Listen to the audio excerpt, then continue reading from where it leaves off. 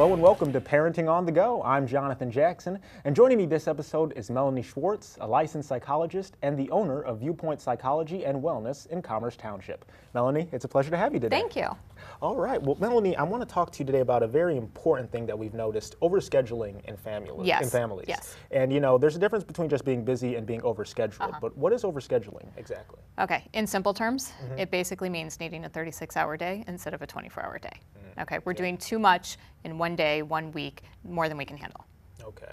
And when you notice families that are overscheduled, it's not just the parents, but also the children too. Yes. What are some of the signs that you can tell us today? Okay. Well, in children, you might start to see that they're reporting that they're feeling more overwhelmed, they're stressed, they're worrying a lot more. They don't want to do their homework, they're having a hard time getting to their extracurricular activities. You might notice some depression, isolating from the family or their friends. You might notice that they're sick more often than they normally would be.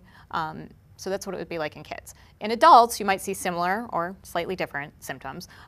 With adults, you're also feeling overwhelmed and overtired. One thing you might see with them is that a good example would be with your phones. Everybody's attached to their cell phones. Okay. When you hear that ping and you look down at your phone and you see, oh wait, I overscheduled myself. I put 2 appointments in at the same time. Okay, that anxiety that occurs from recognizing that because we become too reliant on our phones. Your kids might be saying that you're yelling all of the time, whereas before you may not have been. Again, sickness more often, and just a general feeling of just having no time to get things done. Okay.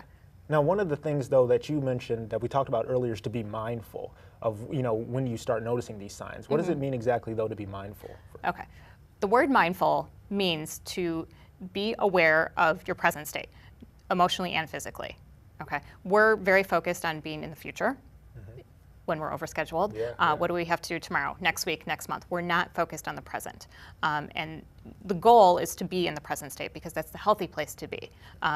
Being in the future makes us unaware of what's going on around us, and that can create a lot of issues for us. Of course, yeah. And when we're mindful, like you said, being in the present, being here in the here and now, and there are different ways we can also address and change these aspects of our life to deal with overscheduling. What were some of those tips you could share with us today? Okay, well, one would be not to take on anything else.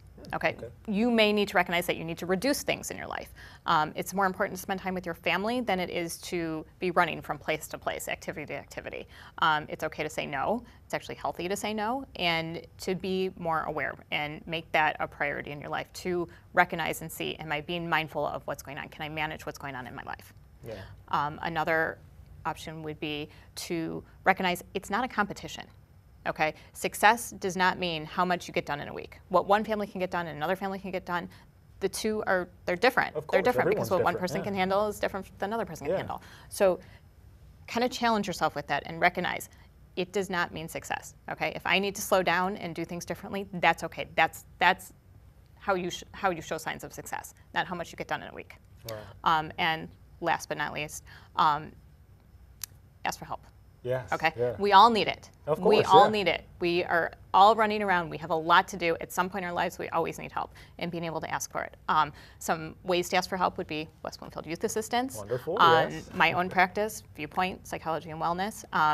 At your children's school, you can talk to the principals, the social workers, the teachers. There's many ways. If you need help, there's ways to get it, and you just have to ask for it. Of course, and I love it. That's exactly right. It's nothing wrong with asking for help and not comparing yourselves to others. Everybody can only take on so much. Absolutely. And that's important to remember when, keeping in mind. So. Yes, exactly. All right. Well, Melanie, thank you again for sharing with us today and joining me. Thank you.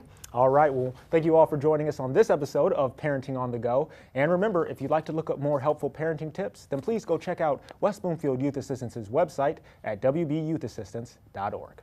Take care, everyone.